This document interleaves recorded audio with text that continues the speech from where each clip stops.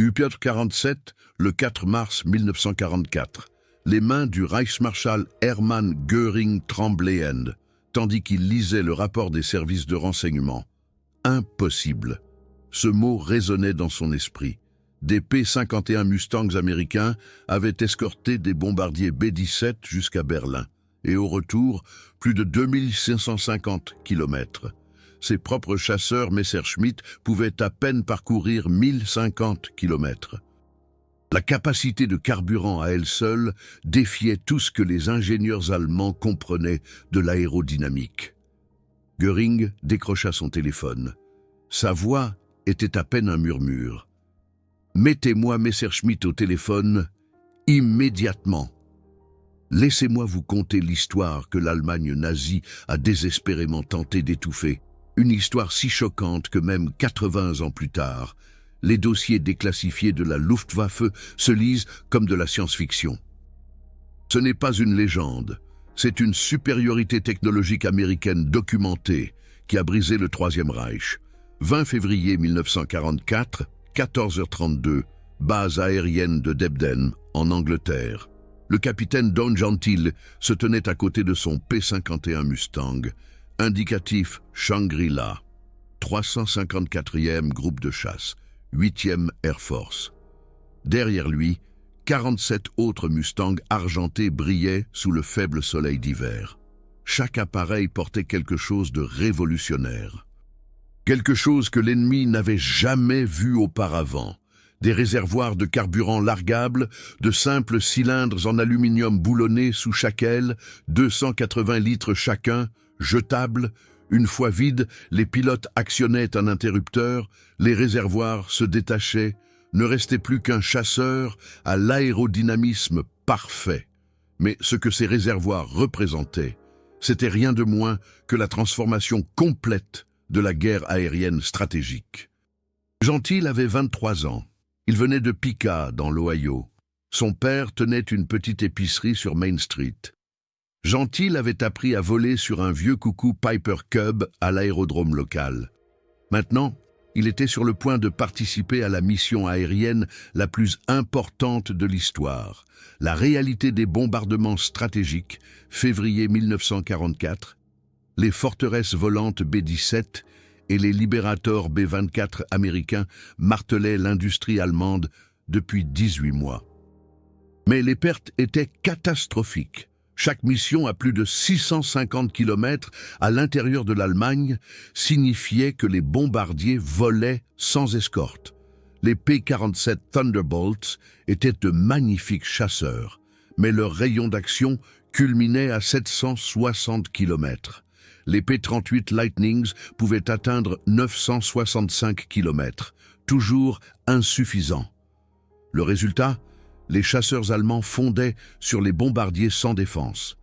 14 octobre 1943, deuxième raid sur Schweinfurt.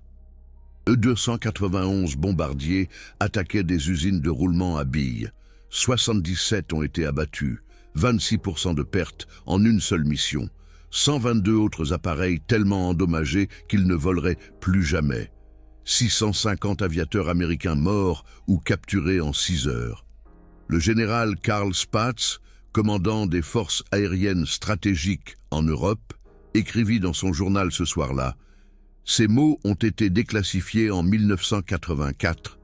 Nous sommes en train de perdre cette guerre aérienne. » Sans escorte à long rayon d'action, les bombardements stratégiques de jour sont insoutenables.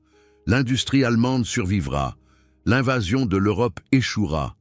Nous avons besoin d'un salut. Le salut se préparait à 5600 km de là, à Inglewood en Californie, usine North American Aviation. Des ouvriers à la chaîne, dont beaucoup de femmes, construisaient quelque chose d'extraordinaire, le P-51 Mustang. L'appareil lui-même était révolutionnaire.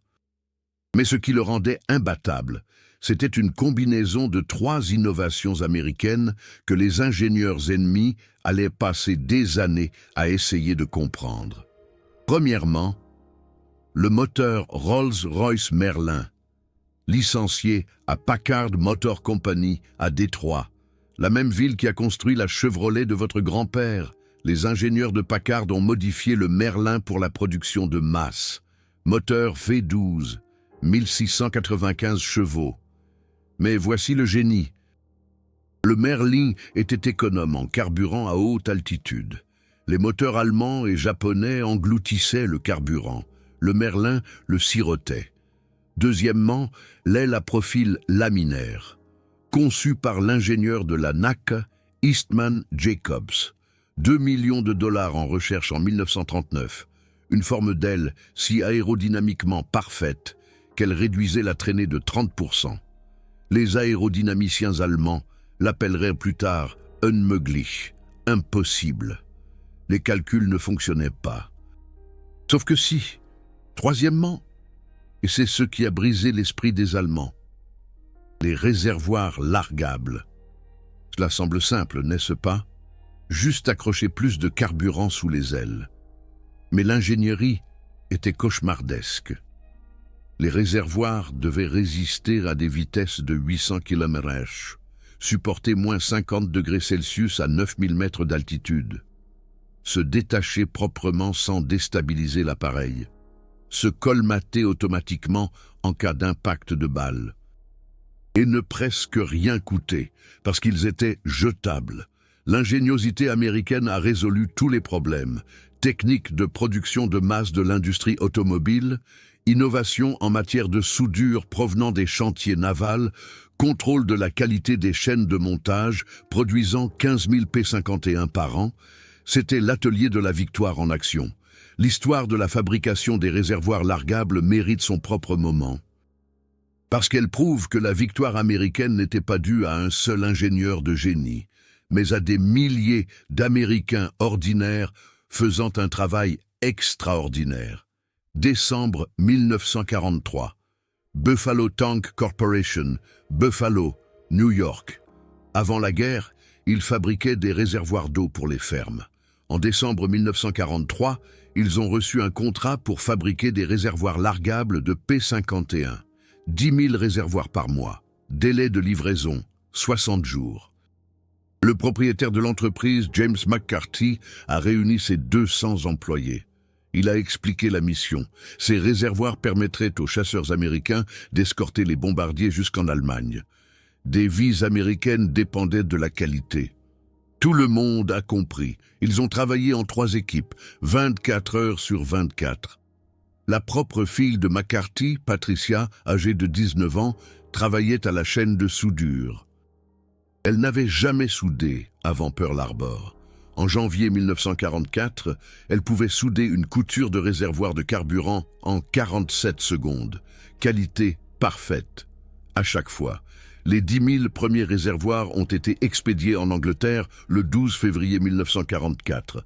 3 semaines d'avance sur le calendrier, 0 défaut. McCarthy a reçu une lettre du général Karl Spaatz. Vos réservoirs sauvent des équipages de bombardiers. Vos employés sont des héros. L'Amérique leur doit tout. Et Patricia McCarthy a conservé cette lettre pendant 62 ans. À sa mort en 2006, à l'âge de 82 ans, sa petite fille l'a trouvée dans sa Bible. Pliée, usée, chérie. Cette lettre représentait sa contribution à la victoire. Une jeune fille de 19 ans de Buffalo, New York, qui a appris à souder des réservoirs de carburant qui ont changé le cours de la Seconde Guerre mondiale. C'est l'Amérique qui a vaincu la tyrannie, pas seulement les pilotes de chasse, pas seulement les généraux. Les soudeurs, les riveteuses, les ouvriers à la chaîne, des gens ordinaires faisant un travail extraordinaire, parce que la liberté en dépendait. 4 mars 1944, 9h47. Le Mustang de Gentil a décollé de Debden. Une formation de 48 chasseurs s'est élevée à travers les nuages gris anglais. Destination Berlin, 925 km. Aller-retour, 1850 km. Ajoutez les manœuvres de combat, les actions d'évitement, les combats réels. Rayon d'action total au combat, 2650 km. Gentil transportait 2 réservoirs largables de 280 litres sous ses ailes, plus le carburant interne, 1025 litres. Capacité totale de carburant, 1585 litres. Son moteur Merlin consommait 246 litres par heure en croisière. Les calculs étaient serrés, très serrés, mais ça fonctionnait. Ce que Gentil et ses camarades pilotes ignoraient, c'est que cette mission allait changer le cours de la guerre. Mais avant de révéler ce qui s'est passé au-dessus de Berlin, les services de renseignement allemands avaient découvert quelque chose 3 semaines plus tôt, quelque chose qui allait provoquer des ondes de choc dans le commandement de la Luftwaffe. 10 février 1944, 16h15. Un P-51 Mustang capturé trônait dans un hangar au centre d'essai de la Luftwaffe à Rechlin, à 100 km au nord de Berlin. L'appareil avait dû se poser en catastrophe près de Stuttgart. Après avoir subi des dommages au combat, le pilote avait été capturé. L'avion était presque intact. Le professeur Dr Kurt Tank se tenait à côté du chasseur américain. Tank était le plus grand ingénieur aéronautique d'Allemagne, le concepteur du Focke-Wulf FW 190. Il avait examiné des avions ennemis pendant 4 ans, des Spitfire britanniques, des Yak russes, des Thunderbolt américains. Aucun ne l'avait inquiété. Le Mustang le terrifiait, le rapport de Tank, classifié top secret jusqu'en 1978, est maintenant conservé aux archives fédérales à Fribourg. J'ai lu l'intégralité du document de 127 pages. L'écriture de Tank se détériore au fur et à mesure que le rapport avance. Les soulignements deviennent frénétiques, les points d'exclamation se multiplient. À la page 89, ces notes sont à peine lisibles. Son évaluation initiale. Cet avion représente une capacité technique américaine, dépassant notre compréhension actuelle. Le profil de l'aile suggère à lui seul une recherche aérodynamique que nous ne pouvons égaler. La complexité du système de carburant dépasse la capacité industrielle allemande. Le plus alarmant, les points de montage des réservoirs de carburant externes indiquent un rayon de mission contre lequel nous ne pouvons nous défendre. Tank a tout mesuré. Corde d'aile, 124 cm à l'emplanture, se rétrécissant à 56 cm à l'extrémité. Profil de l'aile. Nuka 2215 modifié, épaisseur du revêtement, 0,8 mm, rivetage affleurant partout, tolérance, plus ou moins 0,007 mm, sur une envergure de 11 mètres. La précision l'a stupéfié. Les avions allemands avaient des rivets qui dépassaient. Des panneaux de revêtement qui ne s'alignaient pas parfaitement, non pas parce que les ouvriers allemands étaient inférieurs, mais parce que l'industrie allemande était bombardée jusqu'aux fondations. Parce que les machines de précision étaient détruites plus vite qu'elles ne pouvaient être remplacées, parce que le contrôle de la qualité était un luxe que l'Allemagne ne pouvait plus se permettre. Mais les réservoirs largables, ces simples cylindres en aluminium, c'est ce qui a brisé l'esprit de Tank. Il a écrit dans son rapport, daté du 18 février 1944, « Les Américains ont résolu le problème des réservoirs de carburant externes que nous avons abandonnés en 1940. Leur solution est élégante, productible en masse et efficace. La reproduction nécessiterait de réoutiller toute notre capacité de fabrication de systèmes de carburant. Délai, minimum 18 mois. Ressources nécessaires. Impossible dans le cadre de la campagne de bombardement actuelle. Recommandations. Développer des tactiques défensives pour contrer cette capacité. Nous ne pouvons l'égaler. 18 mois. L'Allemagne n'avait pas 18 mois. Le rapport de Tank a atterri sur le bureau de Reichsmarschall Hermann Göring le 23 février 1944. Göring l'a lu 2 fois. Puis il a convoqué Willy Messerschmitt. La réunion a duré 4 heures. Aucun procès-verbal n'a été enregistré. Mais l'ingénieur en chef de Messerschmitt, Woldemar Voigt, a témoigné plus tard à Nuremberg. Voigt était dans le bureau extérieur. Il a entendu Göring crier « Les chasseurs américains peuvent atteindre Berlin. Nos chasseurs ne peuvent pas défendre Berlin. Trouvez une solution, ou nous avons déjà perdu. » Messerschmitt a essayé. Dieu, comme ils ont essayé. Ils ont démonté un Bf-109G. Mesurer chaque conduite de carburant, calculer chaque répartition de poids, tester les points de montage des réservoirs externes. Les résultats ont été catastrophiques. L'aile du 109 ne pouvait pas supporter les charges asymétriques. Si un réservoir ne parvenait pas à se libérer, le centre de gravité s'est déplacé au-delà des limites contrôlables. Le pilote d'essai s'est écrasé le 3 mars, le tuant instantanément. Ils ont essayé le FW-190. Problème différent. Le moteur radial était trop gourmand. Même avec des réservoirs externes, le rayon maximal était de 1167 km. Pas assez. Pas assez du tout. Ils ont tout essayé. Des réservoirs ventraux, largables. Des réservoirs en bout d'aile. Des réservoirs souples internes. Chaque solution créait plus de problèmes. Intégrité structurelle, débit de carburant, mécanisme de libération des réservoirs, contrôle de la qualité dans la production de masse. Les Américains avaient résolu des problèmes, dont les ingénieurs allemands ignoraient même l'existence. Maintenant, revenons au 4 mars 1944. Nomdo Piloto et sa formation ont pénétré dans l'espace aérien allemand à 10h23. Altitude 8230 mètres. Température moins 46 degrés Celsius. Il se trouvait à 320 km à l'intérieur du Troisième Reich, plus profondément qu'aucun chasseur américain n'avait jamais pénétré. En dessous d'eux, une formation massive de bombardiers, 672 B-17 Flying Fortresses, Witz Bomber Command, objectif, le district industriel de Berlin. Les bombardiers étaient vulnérables, lents.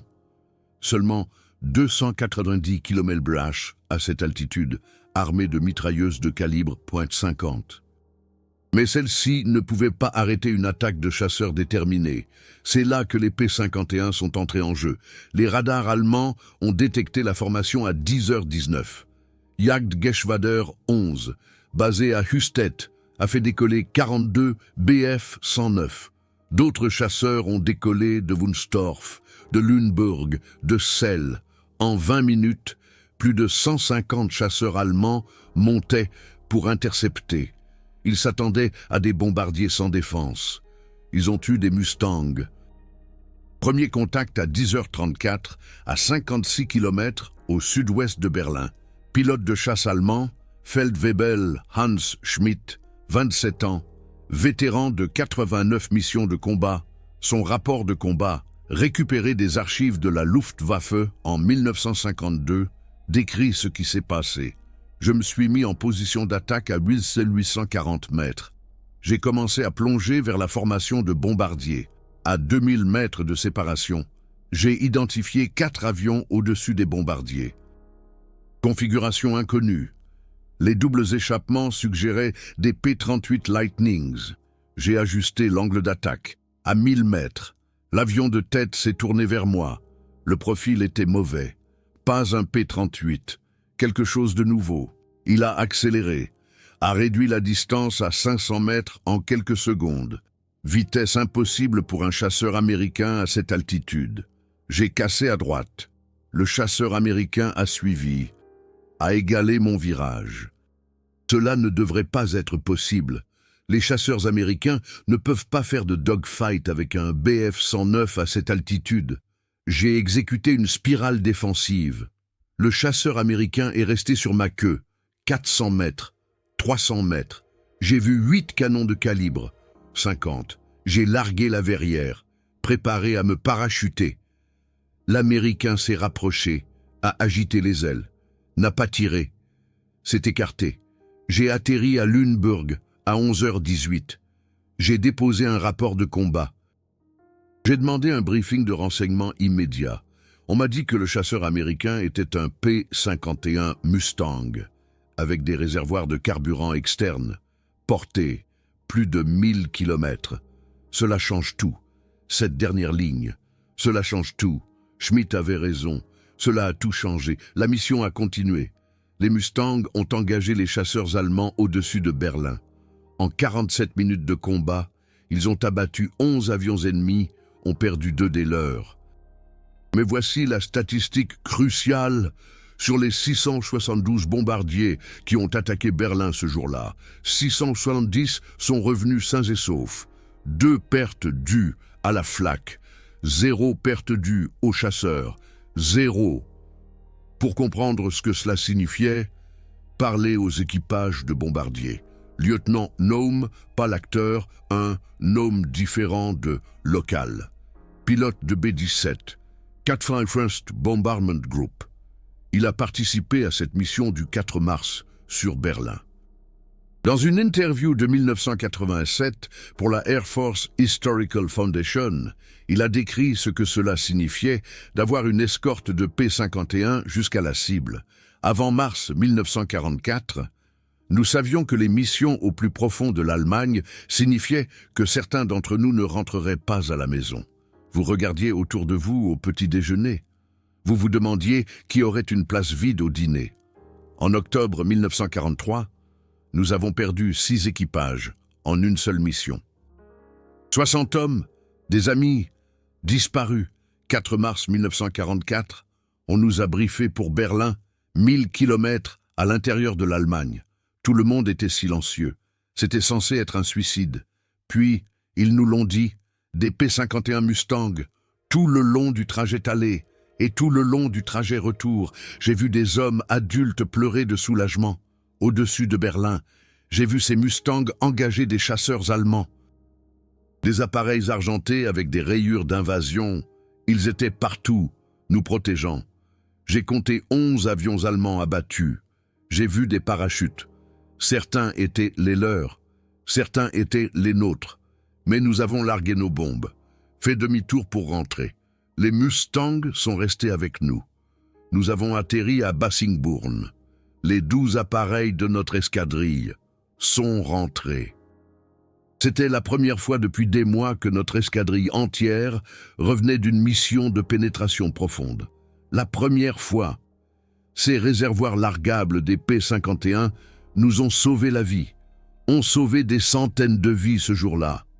Stewart a effectué 28 missions de plus, a survécu à la guerre, est retourné dans l'Indiana, est devenu professeur de lycée, a enseigné l'histoire pendant 35 ans. Chaque année, il montrait à ses élèves une photo d'un P-51 Mustang. Leur racontait le 4 mars 1944, leur parlait de la Buffalo Tank Corporation, leur parlait de Patricia McCarthy, 19 ans, soudant des réservoirs de carburant, leur disait que des Américains ordinaires avaient construit les armes qui lui avaient sauvé la vie. C'est le coût humain de la technologie. Ce ne sont pas seulement des spécifications techniques, ce sont des vies sauvées, des familles réunies, des avenirs rendus possibles. Gentil est revenu atterrir à Debden à 15h12. Temps de vol, 5 heures, 25 minutes. Carburant restant, 23 gallons. Il avait parcouru 2650 km. Combattu en altitude, protégé des bombardiers au-dessus de la capitale ennemie, et était rentré chez lui. Son chef mécanicien, le sergent Michel Dubois, de Lyon, se tenait à côté du Mustang, alors que Gentil en sortait. Dubois avait travaillé chez Renault avant la guerre, ouvrier à la chaîne. Maintenant, il entretenait l'avion de chasse le plus avancé au monde. Il a demandé à Gentil comment ça s'était passé. La réponse de Gentil est consignée dans le journal de combat du 354e groupe de chasse. Aujourd'hui, conservé à l'agence de recherche historique de l'Air Force. Base aérienne Maxwell, Alabama. Il a dit « Michel, nous venons de changer la guerre. L'Allemagne ne peut plus défendre Berlin. Leurs chasseurs ne peuvent pas nous atteindre. Ils ne peuvent escorter leurs propres bombardiers nulle part. C'est fini pour eux. Ils ne le savent tout simplement pas encore. » Il avait raison.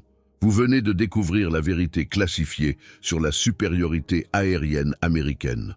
Ce ne sont pas des statistiques d'archives poussiéreuses. Ce sont de vraies histoires de la génération de votre grand-père qui a vaincu la tyrannie grâce à l'innovation technologique américaine. Cette histoire a été enfouie dans des dossiers classifiés pendant 30 ans. Les documentaires d'entreprise ne préservent pas l'héritage de ceux qui ont servi. Ils n'expliquent pas comment les chaînes de montage de Détroit et les usines d'avions de Californie se sont combinées pour produire des armes si avancées que l'ennemi ne pouvait pas les copier, même avec des exemplaires intacts. Si vous croyez que cette histoire compte, soutenez-moi grâce à Super Thanks, le cœur doré ci-dessous. Chaque contribution finance des semaines de recherche dans les archives militaires, la numérisation de documents rares, l'interview des derniers vétérans survivants. Aidez-moi à garder ces histoires vivantes pour vos petits-enfants. Vous ne soutenez pas seulement du contenu. Vous préservez l'héritage de la Greatest Generation. 5 mars 1944, 6h15 du matin. Göring a convoqué une conférence d'urgence au ministère de l'air du Reich. Tous les officiers supérieurs de la Luftwaffe étaient présents. L'ambiance était funèbre. Göring a parlé pendant 3 minutes. Ces mots, reconstitués à partir de témoignages à Nuremberg, étaient brutaux. Les Américains nous ont brisés, pas avec des nombres, pas avec de la bravoure, avec une technologie que nous ne pouvons égaler. Leurs chasseurs escortent des bombardiers vers n'importe quelle cible en Allemagne. Notre base industrielle est sans défense. Nos villes sont sans défense. Les chasseurs allemands ne peuvent plus protéger le Reich. Je n'ai pas de solution. Général-Oberst Hans Jeschonnek, chef d'état-major de la Luftwaffe, a posé la question évidente. Pouvons-nous copier le système de réservoir largable américain? Göring s'est tourné vers Messerschmitt. Eh bien, la réponse de Messerschmitt, consignée dans son journal personnel, publié en 1956 après sa mort, « Non, nous avons capturé un P-51 intact. » Le docteur. Tant que l'a analysé, le système de réservoir largable nécessite une fabrication de précision que nous ne possédons plus. La structure de l'aile nécessite des alliages d'aluminium que nous ne pouvons pas produire en quantité suffisante. Le système de carburant nécessite un contrôle de qualité que notre industrie ne peut pas maintenir sous des bombardements constants. Nous avons 18 mois de retard sur les capacités américaines. Nous n'avons pas 18 mois. Le silence a empli la pièce. Puis Göring a dit quelque chose qui allait définir le reste de la guerre. Ces mots exacts ont été enregistrés par son adjudant, Friedrich Christiansen, qui a survécu à la guerre et a témoigné à Nuremberg. Alors, nous nous défendons différemment. Ordonnez à toutes les unités de chasse d'éviter le combat avec les P-51 Mustang si possible. Si elles sont engagées, rompez immédiatement. Préservez les avions et les pilotes pour les missions d'appui au sol. La défense aérienne stratégique du Reich n'est plus viable. Nous avons perdu la supériorité aérienne. Nous avons perdu la guerre. Cette directive a été émise le 7 mars 1944. Ordre 447B de la Luftwaffe, distribué à chaque unité de chasse en Allemagne. L'ordre était classifié top secret, capturé par les forces américaines à Berchtesgaden le 4 mai 1945, déclassifié en 1968.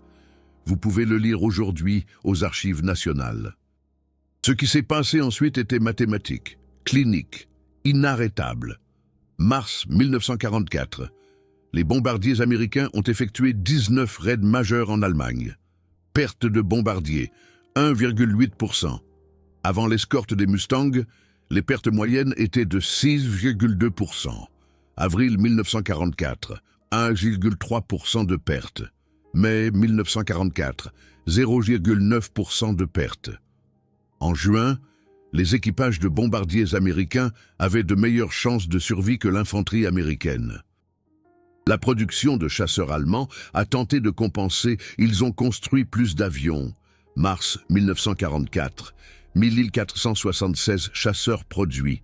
Avril 1523, mai 1644, ça n'a pas marché. Sans carburant, sans pilotes entraînés, sans capacité à défendre leur propre espace aérien. Les chiffres ne voulaient rien dire. Production américaine de P-51, usine d'Inglewood plus usine de Dallas. Mars 1944, 1434 Mustang. Avril 1612, mai 1790, au jour J, le 6 juin 1944. Il y avait plus de 5000 P-51 Mustang en service opérationnel, et d'autres étaient construits chaque jour. Mais voici ce qui détruit le mythe de la supériorité technique allemande. L'Allemagne a capturé au moins 12 P-51 Mustang intacts au cours de l'année 1944. Ils avaient les spécifications techniques complètes. Ils avaient l'analyse détaillée du Dr Tank. Ils avaient les ingénieurs de Messerschmitt. Ils avaient les moteurs BMW et Daimler-Benz. Ils avaient de l'aluminium. Ils avaient du carburant. Ils n'ont jamais construit un chasseur qui égalait le rayon d'action du P-51. Jamais. Pas une seule fois. Pas même de près. Pourquoi? Parce que le P-51 n'était pas seulement un avion. C'était un système. Le moteur Packard Merlin construit sur les chaînes de montage de Détroit, l'aile à flux laminaire conçue par les chercheurs de la NASIA, le système de réservoir largable nécessitant une soudure de précision des ouvriers des chantiers navals, le contrôle de la qualité selon les normes de l'industrie automobile, le réseau logistique fournissant du carburant et des pièces en Angleterre, la filière de formation produisant 1000 pilotes par mois. L'Allemagne ne pouvait rien copier. Leur industrie était trop endommagée, leur main-d'œuvre trop perturbée, leur chaîne d'approvisionnement trop brisée, leur capacité de recherche trop divisée. Ils essayaient de gagner une guerre industrielle contre une nation qui produisait plus d'acier en Pennsylvanie que tout le Reich allemand dans toute l'Europe. Le système de réservoir largable du P-51 était d'une élégance incroyable. De simples cylindres en aluminium, fabriqués par de petites entreprises à travers l'Amérique, des joints soudés par pression, des joints en caoutchouc, des goupilles de dégagement à ressort, coût total de fabrication, $27 par réservoir. Jetable, à usage unique, abandonné au-dessus du territoire ennemi. L'Allemagne a essayé de développer des systèmes équivalents. Estimation des coûts du bureau des achats de Messerschmitt, avril 1944, 340 Reichsmarks par réservoir. Plus les frais logistiques, plus les défaillances du contrôle de la qualité entraînant un taux de rebut de 30%. Coût final, plus de 500 Reichsmarks par réservoir, 7 fois le coût américain. Et même dans ce cas, ils ne pouvaient pas les faire fonctionner de manière fiable. Parlons de ce que ces réservoirs largables signifiaient sur le plan humain. Le lieutenant Robert Johnson, du 56e groupe de chasse, pilote de P-47 avant de passer au P-51, de Lawton, Oklahoma. Son père élevait du bétail. Johnson n'avait jamais été à plus de 160 km de chez lui avant de rejoindre l'Army Air Force. Johnson a effectué 91 missions de combat, a survécu à la guerre. Et de retourner chez lui en Oklahoma, dans une interview de 1983 pour le Veterans History Project, maintenant à la Bibliothèque du Congrès, il a décrit ce que les réservoirs largables signifiaient pour lui. Avant les Mustangs avec réservoirs largables, nous escortions les bombardiers peut-être à 500 km à l'intérieur de l'Allemagne. Ensuite, nous devions faire demi-tour, les laisser se débrouiller seuls. Le pire sentiment au monde. Regarder ces B-17 continuer vers le territoire ennemi, sachant qu'ils affronteraient seuls les chasseurs allemands, sachant que certains ne reviendraient pas. Avec les réservoirs largables et les Mustangs, nous allions jusqu'au bout, chaque kilomètre, jusqu'à la cible. Pendant le bombardement, tout le chemin du retour, nous avons perdu des amis, mais nous en avons ramené davantage à la maison. Ces réservoirs largables ont sauvé des milliers de vies américaines. De simples cylindres en aluminium, $27 chacun, valant plus que de l'or pour nous.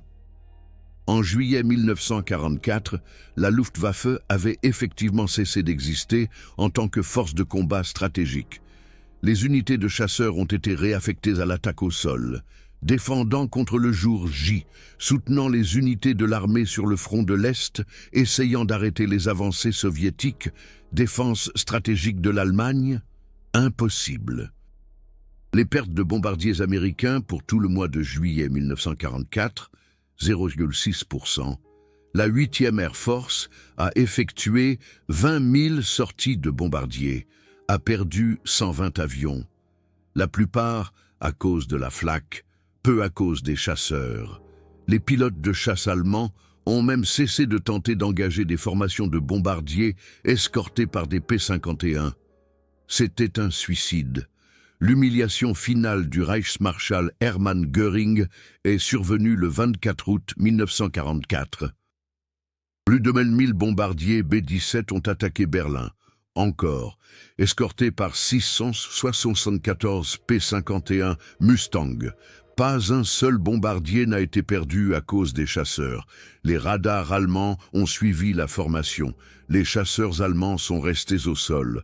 Ils n'ont même pas essayé. Göring était présent à une conférence à Rastenburg ce jour-là.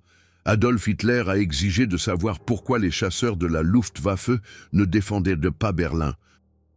La réponse de Göring, enregistrée par le sténographe Heinrich Berger, qui a survécu à la guerre. « Mon Führer, les chasseurs américains volent maintenant partout au-dessus de l'Europe. Leur portée est impossible, leurs nombres sont écrasants. Leur technologie, nous ne pouvons pas l'égaler. Les pilotes de la Luftwaffe ne refusent pas de se battre. Ils reconnaissent la réalité mathématique. Engager le combat, c'est mourir. Mourir n'accomplit rien. Nous préservons les forces qui restent pour la bataille défensive à venir. Nous avons perdu la guerre aérienne. Hitler a crié sur Göring pendant 30 minutes. Göring a offert sa démission. Hitler l'a refusé. Mais à partir de ce jour, l'influence de Göring a disparu. Il a passé le reste de la guerre dans son domaine, à chasser, à collectionner de l'art et à faire semblant que la guerre n'était pas perdue. C'était déjà fini. Le P-51 Mustang et son rayon d'action de combat de 2665 km avaient décidé de l'issue. Examinons les chiffres finaux. Ils racontent une histoire de suprématie industrielle et technologique américaine si complète qu'elle frise l'incroyable nombre total de P-51 Mustang produits, toutes versions confondues, 15 686, pic de production, juin 1944, 1826 avions, soit 60 Mustangs par jour, un toutes les 24 minutes. À titre de comparaison, le meilleur mois de production de Bf-109 de l'Allemagne était septembre 1944.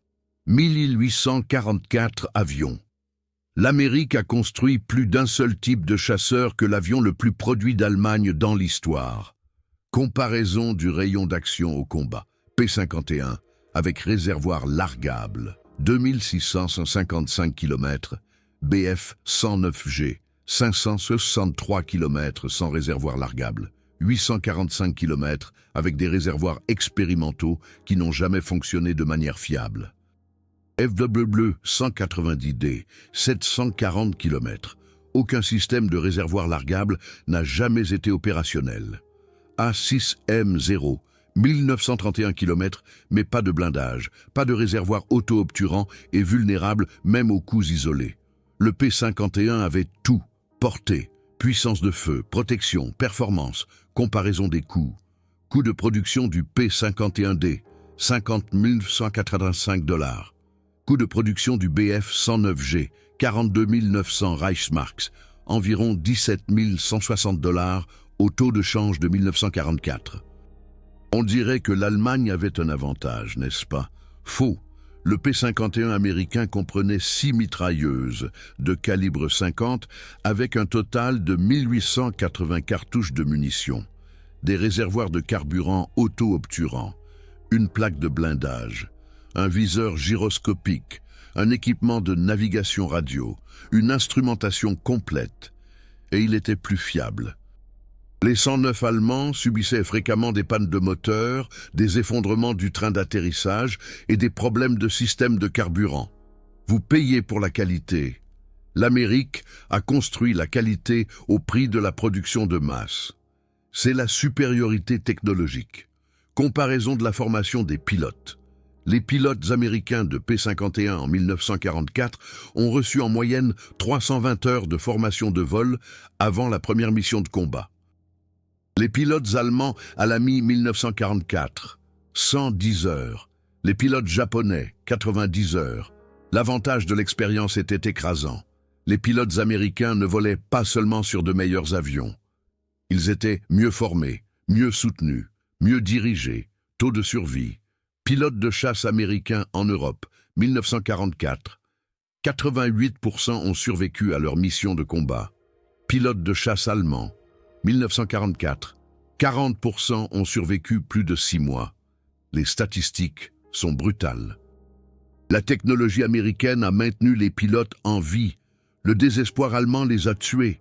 Les Tuskegee Airmen, 332e groupe de chasse, unité de chasse entièrement noire, a volé sur des P-51 Mustang, a escorté des bombardiers lors de 200 missions.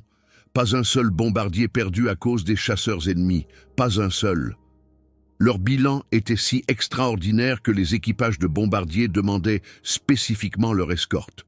Les P-51 à queue rouge sont devenus légendaires. Ces pilotes ont prouvé que l'excellence américaine transcende la race, ont prouvé que la détermination et les compétences comptent plus que les préjugés. Leur histoire mérite sa propre vidéo. Mais pour ce récit, il représente la validation ultime. Le P-51 Mustang, entre les mains de pilotes qualifiés, était invincible. Les Tuskegee Airmen l'ont prouvé 200 fois. La technologie, la formation, la capacité industrielle, la logistique, la détermination. L'Amérique a combiné tout cela pour créer une supériorité aérienne si complète que les ennemis ont même cessé d'essayer de se battre.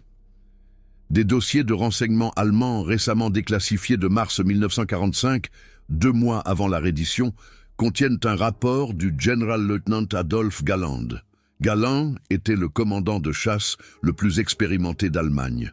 104 victoires aériennes. Il s'était battu depuis 1940. Il comprenait le combat aérien mieux que quiconque en Allemagne. Son rapport final, daté du 12 mars 1945, est conservé au Bundesarchiv. Je vais traduire cette section clé. L'avion américain P-51 Mustang représente un exploit technique que nous n'avons jamais égalé. Son seul avantage en termes d'autonomie rendait la défense stratégique impossible, mais le véritable échec allemand fut industriel. Les Américains ont construit 16 000 Mustangs. Nous en avons capturé des dizaines. Nous les avons analysés. Nous avons compris. Nous n'avons pas pu les reproduire. Ce n'était pas un échec de l'ingénierie allemande, c'était un échec de la capacité industrielle allemande face à la puissance productive américaine. Nous n'avons pas perdu face à de meilleurs pilotes. Nous avons perdu face à une meilleure logistique. La guerre a été décidée par les usines de Detroit et non par le courage au-dessus de Berlin. Cet aveu, venant du meilleur commandant de chasse allemand, révèle la vérité que cette vidéo dévoile. La technologie gagne les guerres, mais seulement lorsqu'elle est soutenue par une capacité industrielle pour la produire, une logistique pour la livrer et une formation pour l'utiliser. L'Amérique avait les trois. L'Allemagne n'en avait aucun. La guerre était terminée avant le jour J. Le P-51 Mustang l'a prouvé. Votre liberté d'aujourd'hui vole sur ses ailes. La génération la plus grande a vaincu la tyrannie grâce à l'innovation américaine. Les ouvriers des usines de Détroit, les constructeurs d'avions californiens, les garçons de ferme de l'Oklahoma devenus pilotes de chasse, les fils d'épiciers de l'Ohio devenus AS, les femmes sur les chaînes de montage, les pilotes noirs prouvant que l'excellence ne connaît pas de couleur.